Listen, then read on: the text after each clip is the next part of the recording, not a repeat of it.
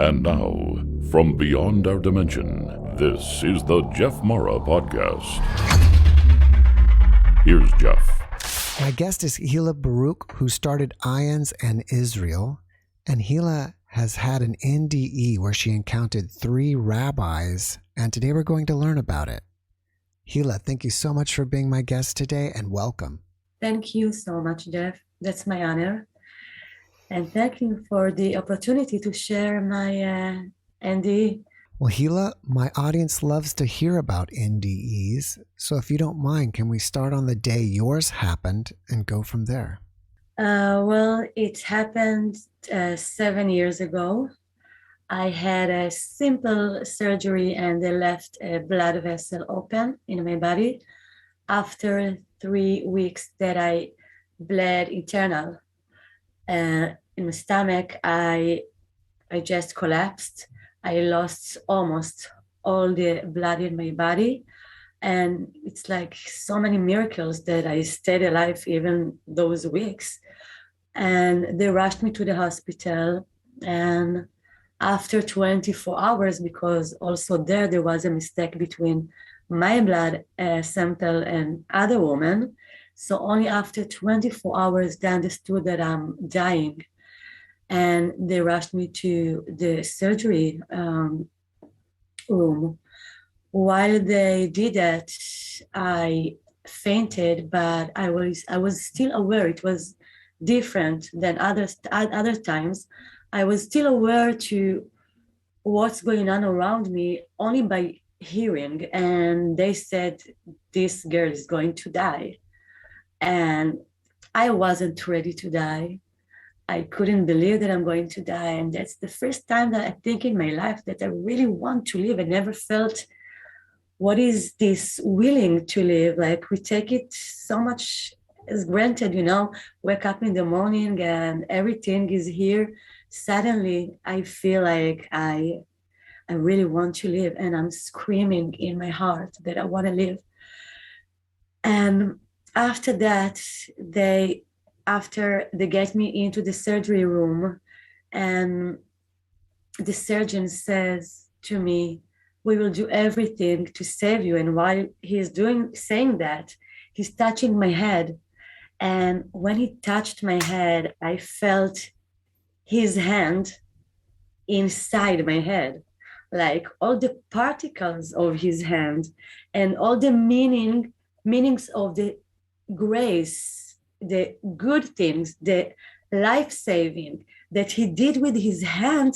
I felt all of this in my head. It was so amazing that I could stay there forever. And it was also weird because it felt so natural, but on the other side, what didn't seem natural to me, that his face so close to mine, while my body is here and he is here. So today I know that this was the first part that I was going out from my body. I still felt my body, but I was beyond my body. And after that, it wasn't like poof and I was out. It was like a process. I had tinglings from my toes to my head with currents, and it was so warm and full of love that my best example for that is, if you take all the mother's love in the universe, in the past, in the future, right now, all of this, and you take it, this essence of love, you put it in a bottle and you inject it to your body, it's not even close to what I felt. And when it happened, everything went up to my head, and I felt that my head is the universe. Everything that there is in the universe is here in my head.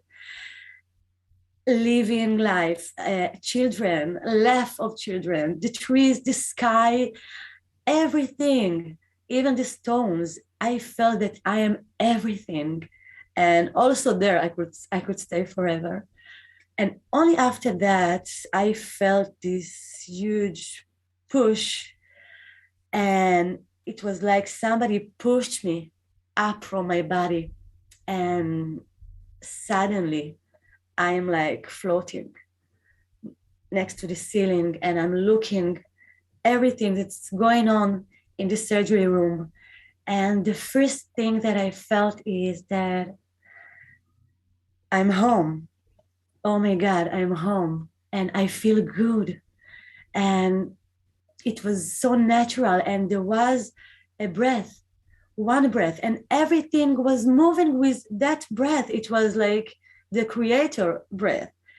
Even the machines, the people, everything. And I was one particle of love that moving with this breath. And all the questions that I asked all my life about what's the meaning of this life, why there is sufferness, like, and if God is good, why there is evil, and is there God, is there existence after this life? And I didn't have any answer, but in the minute I was out, it was like a raindrops that came to my consciousness. And those raindrops were the answers for the questions that I was asking all my life. But it wasn't by words, it was by meaning. And while I'm there, I'm trying to tell the doctor, like, I feel good, everything is good, everything is in order, there is no chaos like I felt before. But he didn't hear me. He was very angry about the first doctor who operated me in a different place, in private. And that's how I knew that he taught him how to be the doctor. And while he was thinking about him, I was like launched to a cabin in the north, and I see the first doctor who operated me in the cabin in vacation with his wife. And I see him see the phone calls from the hospital and ignore. And then I launched back to the hospital and moved through the walls and went to my mom. I felt her feelings. She was in shock that they told her that her daughter is going to die.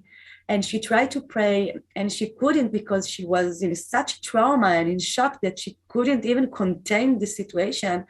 And I'm trying to talk to her and telling her, Mama, I'm good. I feel good. Don't worry. I really feel good. But she didn't hear me. And all those things I confirmed with the people, with the doctor, with the doctors, with my mom. And after that, what happened to me, that I came back and I saw my grandmother. And the funny thing that all my life I thought that she doesn't like me before she died, because I was before I was a lawyer. As a child, I was a dancer, and she was very religious and I wasn't. And she always told me do this and this, and I was afraid from her, and I thought she doesn't like me. And I felt so much love from her. And my two cousins too were there. And I told them I want to be complete, because the doctor said if we will save your life, we will take organs out of your body. And I wanted to be a mother. And I said, if I'm not going to be a mother, don't bring me back. I want to be complete. And she told me, but not in words, telepathic. She said, everything will be okay. I knew that I'm going up with them to the next world, to the other world. But I wasn't afraid. It was like waiting for a train. And when I was there, I felt that it was like a jump from the hospital. And I remember getting away from the hospital and from the city and see everything. But the next thing I remember is that I was in a dark world, a world with no begin and no end, endless world. And this darkness world was so thick. It was like cement. And while I was there, I felt, on the other hand, I felt shame because I felt, okay, here I am, just what, like when I was in the hospital and I saw my body, I felt, okay, like this is like a quote, here I am, I'm still alive. But there it was like, here I am, my identity, this is who I am, not my mask, what I've been building, what I thought that I am, not the lawyer, not the daughter of, not the sister, not all the personality that I took on me, and I built some character to be able to arrange in this world. It's not who I am. This is who I am without all of this. And the gap was so big, as a lawyer, that going to the court, I don't need to tell you that truth is not the big value that's going on there, and I want justice, but it doesn't mean that the truth was there. And in the darkness world, I felt the gap between my false identity and my real identity.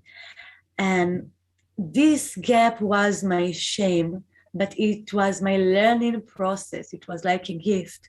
And after that, I felt like I got tools, like all the tools that I got, what I did with them, I took them to fight the darkness instead of spread the light.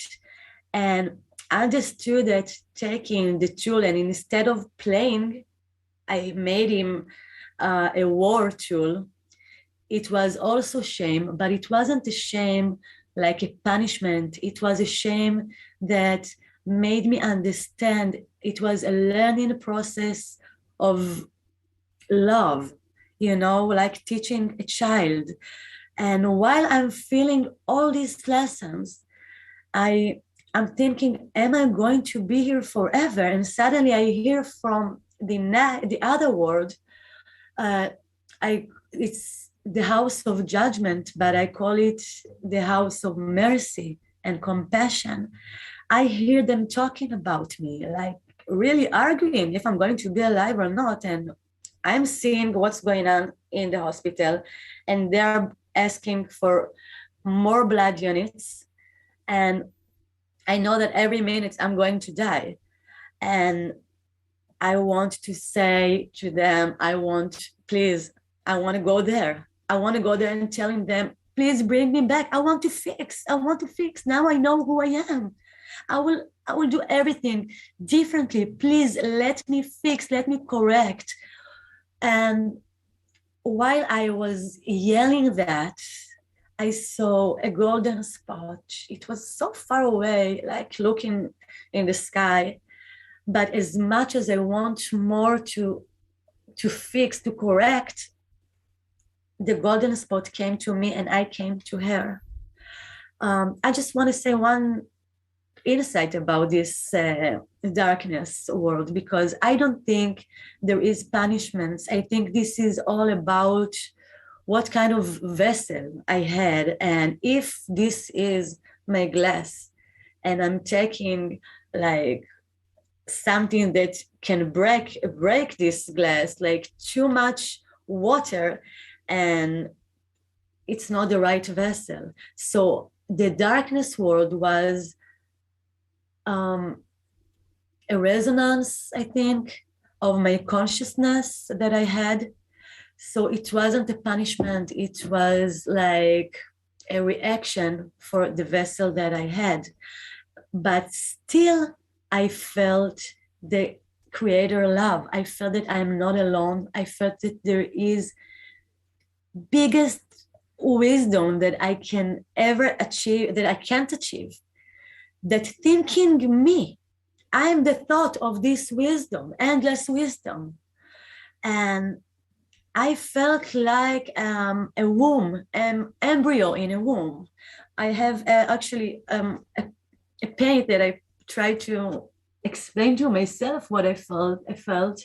I don't know if you see this, but this is actually what I felt. I felt safety. It wasn't that I'm disconnected from everything in this darkness world. It felt like a baby that didn't come out to the world yet. But he's like, somebody's still holding him, even if I didn't see who. And I wanted to emerge with this golden spot, because this golden spot was the other world. And I want to explain it because we said the other world, and I'm also always saying this, like, it's out, but it's not out.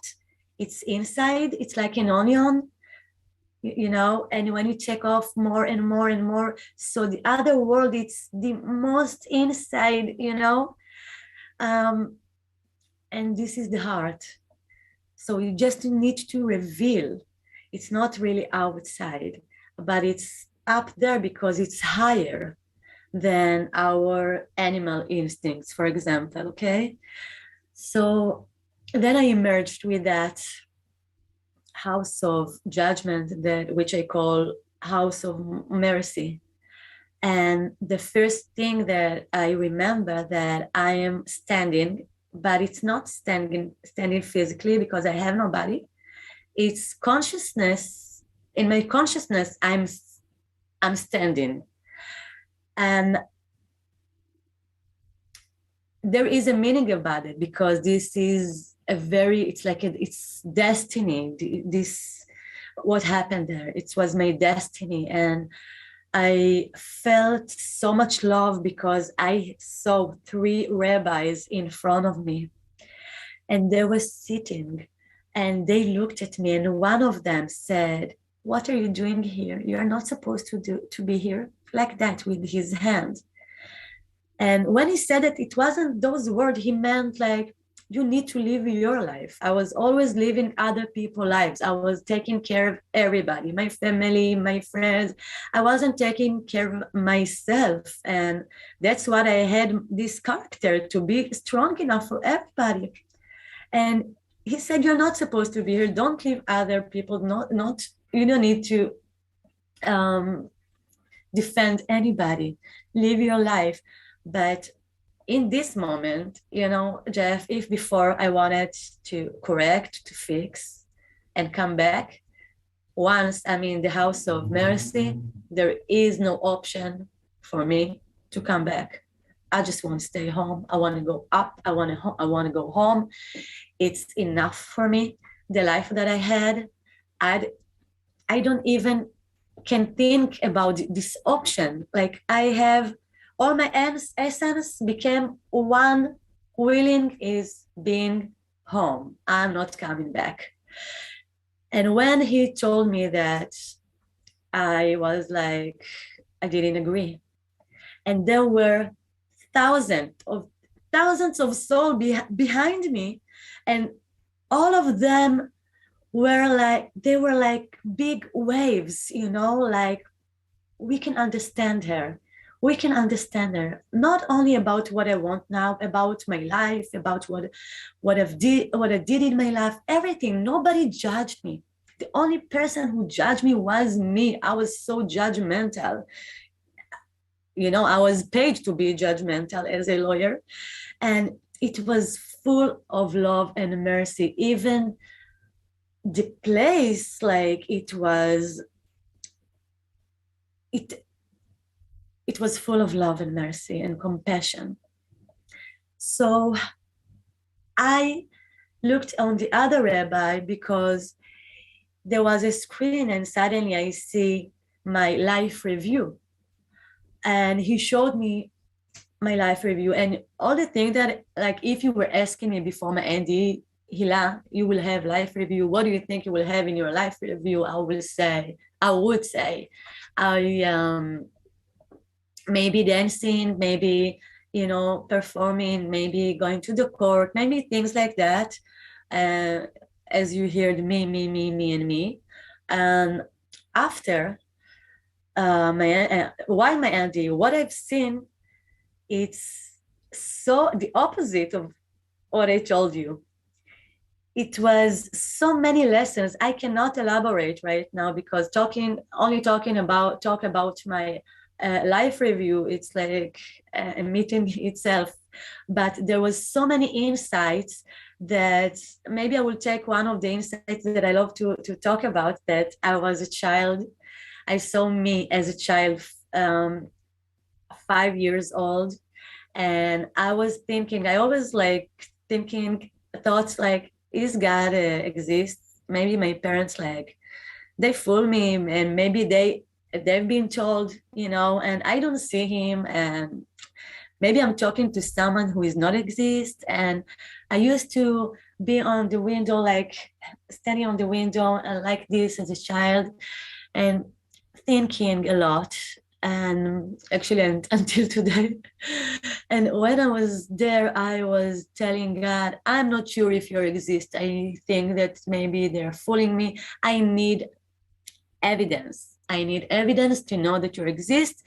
So if you exist, I want to have in my drawer tomorrow, where is my socks? I want to have a candy, a lollipop. I was a child, and we were a house of chocolates and not candies. So the option that we will have candy, no option at all, only if we have birthday parties and things like that. And I woke up in the morning. I didn't even remember that. And I opened the drawer and I saw the candy. And I ran to my mom, and I see this in the life review. And I ran to my mom, and I'm saying to her, Mama, look, God gave me this candy. And she was like, no, I gave you this candy. So I thought, why you did it today? You never did that. And she said, I don't know. I had a thought maybe to surprise you today. So as a child, I thought, okay, so you exist, or it was you that put these thoughts in her, or it was her. I need much more evidence from you, So I was always looking for God, or trying to understand the meaning of this life. And when I've been shown this, I've been shown not only this, I've been shown the listening of God to me as a child. I had the opportunity to be on the other side, to feel this love. And my example for that is, if you're talking to a mirror all your life, and suddenly you see the person that beyond the mirror, and he's telling you, look, Jeff, all those years that you were talking to yourself, I was here with you. I felt you. I was answering to you. I was leading you. Sometimes you heard me and you said, oh, this is my imagination. It was me. When you didn't have the power, I was the one who pushed you and gave you this power.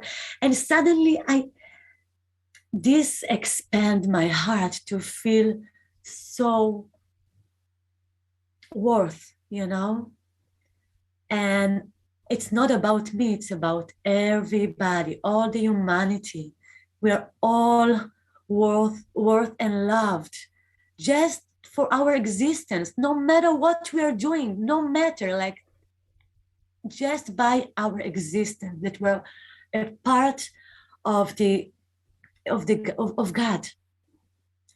So I have a lot of insights through this life review. This is actually the main issue that I'm still processing, because this is a lot.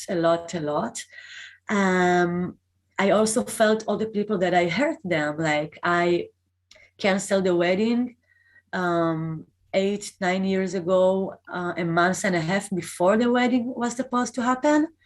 And I was in the guy's shoes.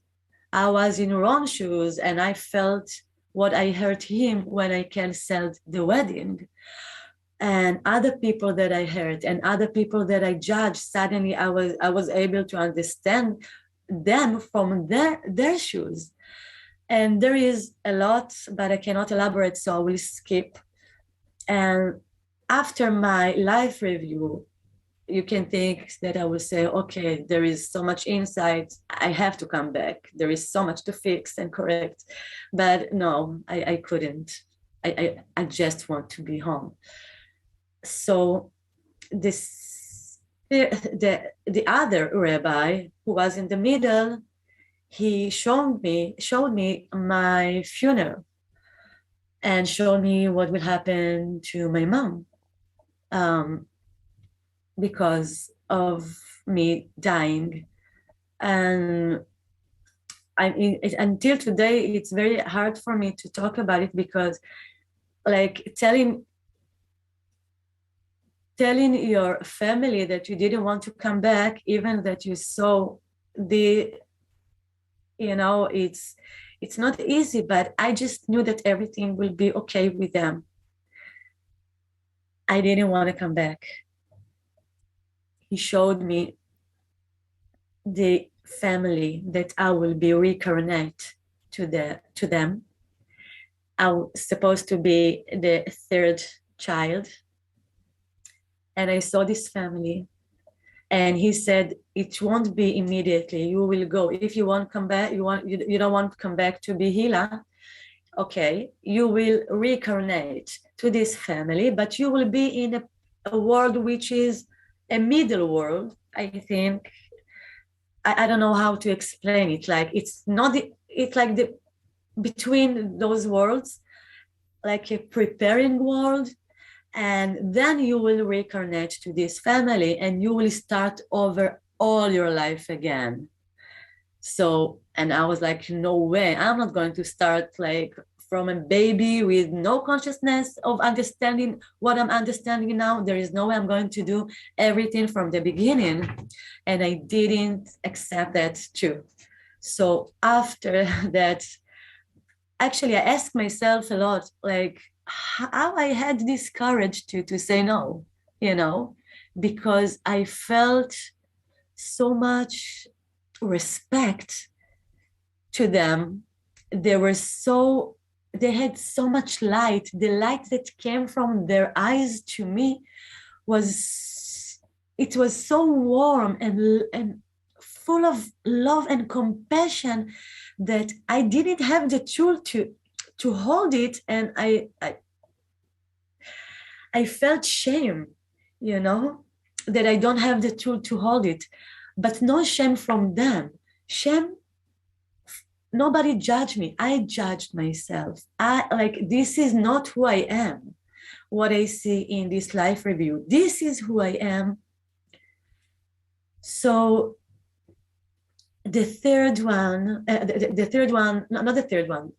first one, yes. He said to me, okay, he understood there is a problem. And he said, okay, I will show you the future. And he showed me the future. This is the part that I don't remember. And thank God that I don't remember. I have so much to process. And nobody wants to see a movie when he knows what's going to happen, So he showed me the future. And I only remember that I will be a mother, okay? Because it was something that I really want.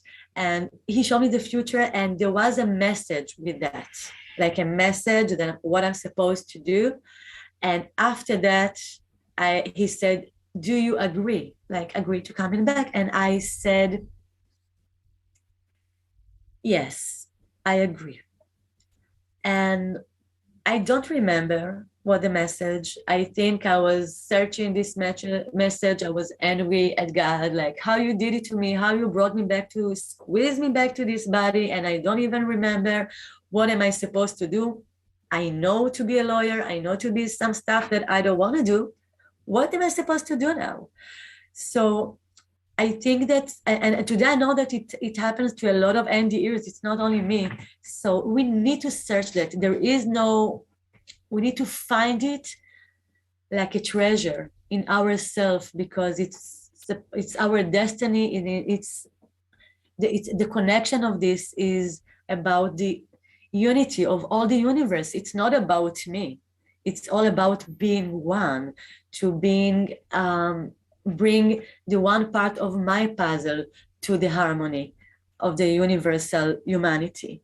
So I agreed to come back, and my return to this body, it's a story itself that I can't elaborate right now. We don't have, I think, the time.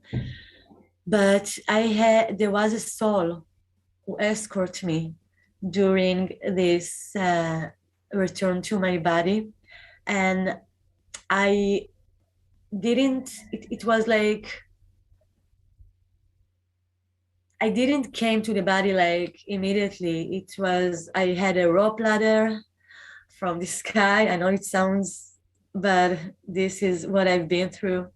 And from there, I went to the sea, and I was swimming in the sea with all the fish that came to help me, and a big whale who held me. And I came to the beach, and I found my grandpa, and I was crying and telling him like what I'm going to do. And he said, start walking. You will know you are never alone. Like there is a navy of angels and souls with you. And not only with me, with everybody, everyone. And then I woke up in the hospital. I know that I'm complete. They are calling, they think, the doctor, that maybe something is wrong with me, because I'm very happy, extremely happy. Like I just want to scream everybody, like, oh my God, there is life after life. We never die. But I understood that I can't talk about it with everybody, because people started to look at me like, what's going on with her? Like, come back to be the Hila that you were before, you know? But I came with information that we are all threads of mercy, you know? And this is like those threads, if I can give example, like one blanket. So different colors, different maybe fabrics in the same, but it's one blanket, you know? And I just want to scream that to everybody, like, but I understood that I need to have my own process to understand what I've been through, you know? And it took me a while. After, I think, 5 years, we opened here the branch of IANDS, which is a huge present that we will give to other people the opportunity to share their story here in Israel, and also to understand that they are not alone, because for the first years, I thought that I'm alone. I didn't understand what happened to me. And my English is not perfect, so I didn't saw a podcast or something like that in English of NDE. So I thought that I'm very weird, and I was looking in YouTube in Hebrew people, but it was what I saw. It was scary things, and I felt so much love that I felt that, okay, maybe something wrong with me if I think that Creator is love. And then I found out that about NDE all over the world, and that first of all, I'm not crazy.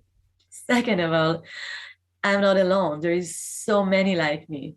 And that's what led me to open here the branch in Israel. And until today, I think I'm still processing what I've been through. And I see that I'm talking about being one and one harmony. And I actually have to say that I do see, Jeff, I do see that people are cooperate together. But there is big but. This but is about we cooperate together against something, you know, and we need to cooperate together for something. And the process that we're doing here, the remembering who we really are, taking off the mask. It's not, you know, accidentally that we had COVID-19 and we put a mask on ourselves. It's not accidentally that if I can give example about the Oscar, let's talk about the Oscar. I'm not criticize anybody. I'm just saying that this is a reflection of our animal instincts, you know. And on the other hand, what we have in our soul, how can we be with patient to each other? I'm not, again, criticize anybody. I'm just saying that everything I see outside, this is reflection. Also what I see with Ukraine and Russia, I'm asking myself, what is this reflection? Where I am reflect this? And I feel this is like a fight between the soul and the body, and we need to cooperate together, also the soul and the body. So the process of being one, we can talk about love, but we all have opinion. We're so much different than each other. The color is different, the thoughts, the opinions. So there is so many differences, and still, this is the beautiful collage of the humanity. And I think if we can imagine all the humanity holding hands together, you know, like one big family, and ignore the evil things, okay? Ignore, because this is a reflection of the body, of animal instincts. That's okay. We need to take those instincts to use it for the goodness, for being one, for being in harmony together. So I think this is very important to talk about it too, because these times a lot of people have anxiety also, and fear, and don't know what will happen in the future. And I think that this is opportunity for us to change the future, to change our lives. And we need to start in ourselves, not to fix anybody outside, in ourselves, and to reveal the one thing that combines everybody in the world, no matter if you're a Jewish, Muslim, American, Brazilian, European, no matter who you are. There is one thing that combines all of us. And this thing is the universal values, spiritual universal values, like mercy, compassion, be patient, giving. You know, those things, if you ask the soul, she will say, yes, this is me, you know. But once I'm in the body, there is conflict, because the body wants to get for himself. The soul wants to give, only to give. How can I make peace between them? How can I make peace with sky and earth inside of me? So this is our part of everyone, to make his part, to combine, to make the body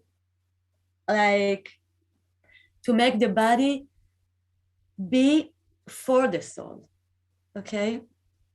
So I think this is very, very, very special and not easy times, but with great and amazing opportunities that we can take. And I think that all these end years, there is a meaning for that too, you know, that it will have the reason that it happens to everybody, that to show that we're all the same. You know, every child, if you will ask him, how do you feel with lies or thief? Or how do you feel with love and giving and kindness? He will say that. No matter where he were raised, he would love to go to the warm and the safe place. So we can create it here. Heaven is here. It's not there. It's really here. But we just need to choose. Hila, thank you for sharing your experience with us. It was amazing. How have you changed religiously since your experience? Good question. I think I'm not religious yet.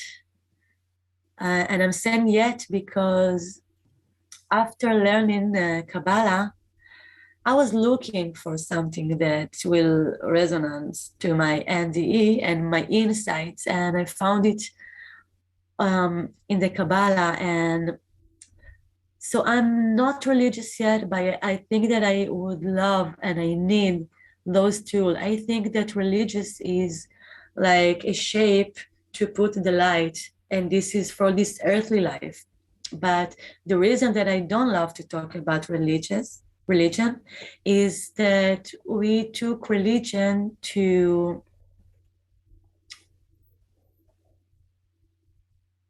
the opposites from connect each other, like my religion, your religion, and all the fights and the wars in the world, it's from there also, I think so. And people try to make other people to think like them, and this religion, everything is okay, but there is one creator and he made all of this, and we need to focus on the things that are the same in all of us, So, but I understand why you're asking that, because in Israel, a lot of people asking me that. And I think that this is a part of my process to discover from my heart the truths of the religion that will be helpful for this light to be much more, stable, in me. Does the Kabbalah speak about near-death experiences? Yes. They don't call it in the Kabbalah near-death experience. It's called Aliyat Neshama. It means, how I will say it? Aliyat Neshama. It's like when your soul goes like when, out of your body by raising soul.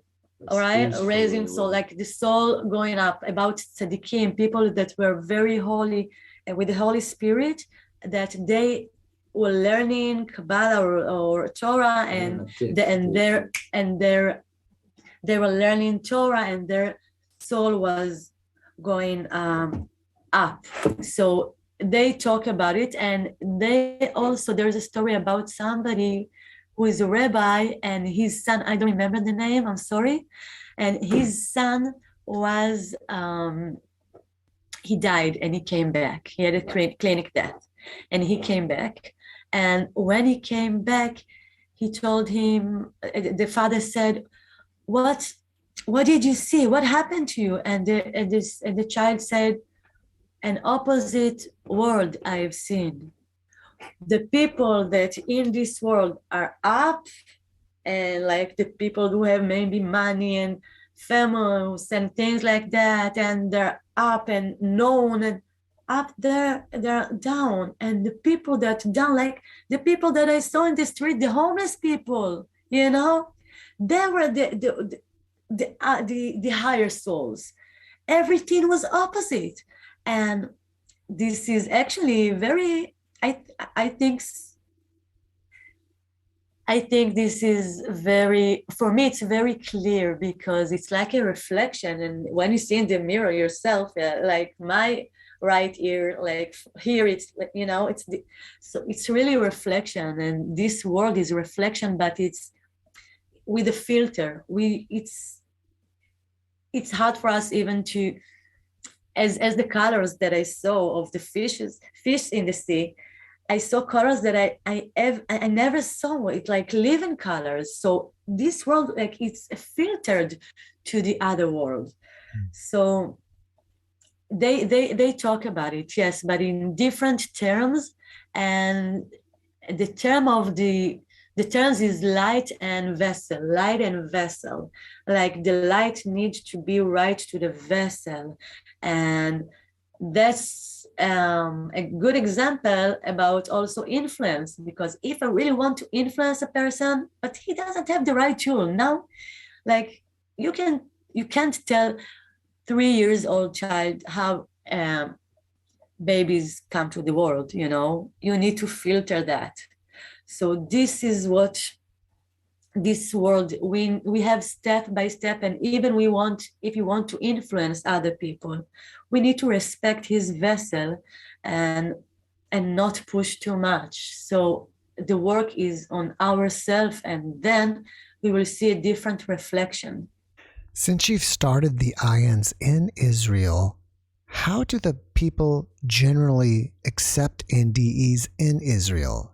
Well, I think that we are moving step by step of changing perception, because I think that 2-3 years ago, NDE equal religion, which is okay. Like a lot of religion people had NDE. I came from my grandpa religion, my family. Okay. Today it's like we are moving to changing perception that it's not about religion, that religion is a tool to express the way that we need, like, to live, to have the right vessel to the light, so we're going step by step. It's beautiful to see it, actually, because I was very afraid at the beginning to expose myself, because I told to my mom, if I will do it, like, now everybody in Israel will think I'm crazy and lunatic, and I won't be able to work as a lawyer. I will go to the court and the judge will think I'm crazy. Everybody, I was very afraid of that. But it gave me a lot. It was a huge present for me, because when they acknowledged that, I felt like I'm hiding secrets. So I think a lot of people who had ND, they feel they don't need to hide it anymore, and after COVID-19 and during the COVID-19 and the fear of death and the fear of unknown, people are much more ready to hear more. The collective consciousness has developed, I think. So we're in process, good process, I think. So what changes have you made in your life since your experience? Oh my God. From where to begin? Can I begin, Jeff? There is no time to talk about the changes. Well, what about just the significant ones? The significant one is, first of all, I'm not going to the court anymore. I'm not giving only consolations as a lawyer, but much more consolations as a soul. Not about lawyer or things like that. I think that I feel much more people. I'm much more sensitive, and I have the significant thing that I have endless longing to unite with everyone, to see this world in harmony, to see us in our real identity. When I see people that doesn't know or aware of who they are, I miss their soul instead of them. I'm praying on them instead of them, because they don't feel that. So there is a lot of pain with that, actually. So this present comes with the pain and sorrow, because I think there is no other option. We cannot be animals, We really can live differently. We really can. It really can happen. We just need to remember. And so this endless longing, I'm waking up with that, and I'm sleeping with that. And I think all the actions that I do, it comes from there, from this feeling. Initially, in the beginning after your NDE, were you angry or depressed that you are back here? Oh, of course. Until today, it happens to me. I don't think there is a month that I'm not telling God, how you did it to me. Change all the cards and squeeze me back to this body, and I'm feeling like one, but I'm everyone with everyone. Yes. Since you were connected to everything when you were there, are you now feeling disconnected? Sometimes I feel disconnected. Sometimes I rather not see the news. I rather to know what's going on in the world and everything, but not watching a lot in the news because it take over my consciousness and I'm very sensitive. So sometimes I feel like, what's going on? And then I need to remind myself everything is in order, because if you want to know what is compassion, we need to see the cruelty, the evil. You know, it's like duality here. So we need to use this for understanding who we really are. So sometimes I feel, okay, what's going on? And I miss home like a baby, you know, but I'm not a baby. And I think that most of the time when I'm with people, I feel very connected to them more than I ever had before. And sometimes it's sad to say, I feel sometimes that I'm connected to their soul much more than them. And this is not easy for me. Like there is so much beautiful souls, you know, and they don't see that all the time. Do you fear death at all anymore? Oh, no, not at all. I jumped from a plane, like, what's the word of that? Skydive. Skydiving? Yeah, skydive. And I did it twice. And if you ask me before my end if I will do something like that, like, no way. Like, I was so frightened from heighting. No way. And no, I think that I'm much more going on the edge after Mandy. I'm not afraid of dying. I'm afraid of not living in my real identity, not living and see Geula, which means being one in harmony. All of us, you know, this is what I'm afraid of dying and not be in the reality that we are waking up and connecting together. What do you think inspires you about your experience? Well, I think I will be able to answer this question 10 years from now, because every time there is something else, there is so much insights from my experience. I skipped so much information.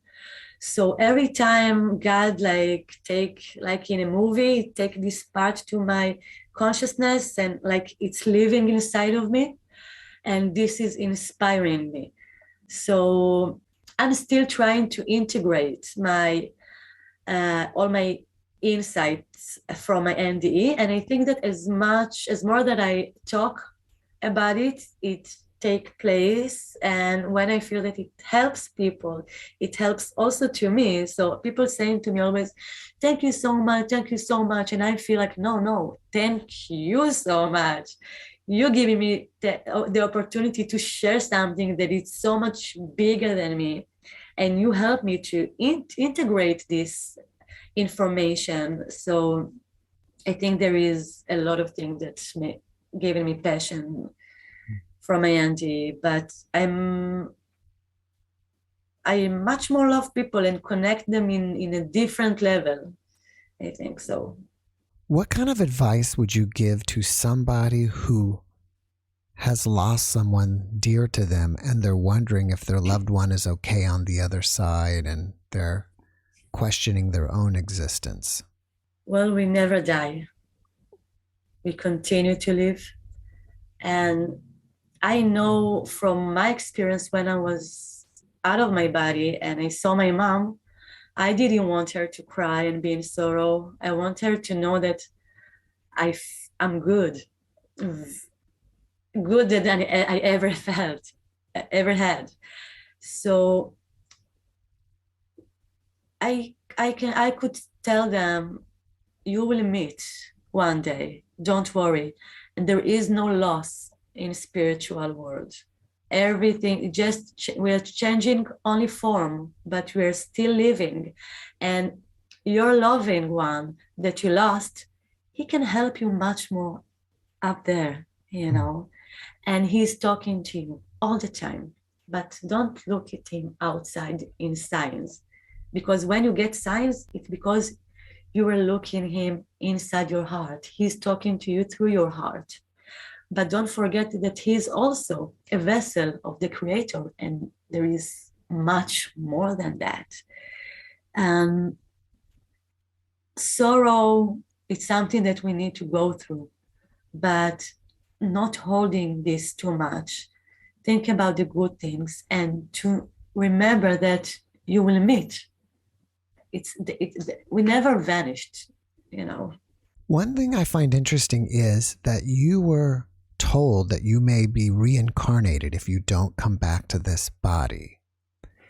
In the Kabbalah or in the Jewish religion, do they speak about reincarnation at all? Yes, a lot. Not only to people, to human beings, to animals, to plants. The Kabbalah talk about levels of spirituality. I mean that there is levels. So if I need to correct my talking, because plants, they have level. I think that it's very hard for me to explain it in English than in Hebrew, but this is something that doesn't move. The next level is plant. The next level is animal. The next level is human being. The person who can understand things from other things and create something else. The animal can understand things, but he cannot create something else, and he have his instincts and feelings as an animals. He do have feelings. So if I need to correct my level of the humanity, I can go down to reincarnate to animal, to go up, then to be. It's very hard to me to explain it in English, but there is so much more than what I'm saying, and the reason that it took me a long time, because I got to the Kabbalah only after years, because I sat in my room, actually in my porch, around 4 years by my own, and writing a lot of notebooks. And I was like, I know this is true. I know, but who can confirm me that? So I was looking, and everything I saw was very next to what I've been through, next to. And when I got to the Kabbalah, it felt like it was boom, okay, exactly. Even words and things that I said was actually the same words that I wrote, and I didn't even read Kabbalah. Like light and vessel, when I was in depression, the first years after my NDE, my mom was like, what's going on with you? Why are you crying? Why are you in depression? And I was like, my vessels are broken. This is too much light for this vessel. So I think that, the Kabbalah also talk, and the Torah, they talk about how you say this? Resurrection of the dead? Resurrection? Resurrection, yes, resurrection of the dead. And I think that part of this interpretation for this is the end years. People die and come back. But it's not about only physically coming back, like end years. It's about, say this word again, please. Resurrection? Resurrection, yes. It's about resurrection of our consciousness, of remember. Then it's not only physically, it's also and also. So there is so much more. And it's what I talked, it's like a dot. And I'm sure we could have a whole nother podcast, and maybe we should have a part 2, but I'm running out of time. So I want to know if people want to contact you or learn more about your NDE, how can they do so? Well, I have a YouTube channel, Hila Baruch. I have also a Facebook page on Facebook that I publish there a lot of things also, and the website is in structure. I hope it will be soon, and it will be in English too. And people also invite me to lectures around the world and can reach to me on Facebook. I'm there. And I also do meetings one-on-one and Zoom and about like people with a lot of questions about their life, about how to be much more connected to their soul, healing process. I think and IANDS Israel, which is a big part of me. Actually, I'm part of this big vision, Does IANDS Israel have a website? Not yet, but we have a Facebook page. Everybody can join us. All right, Hila. Well, before we finish up, can you leave us with one last positive message? Only one.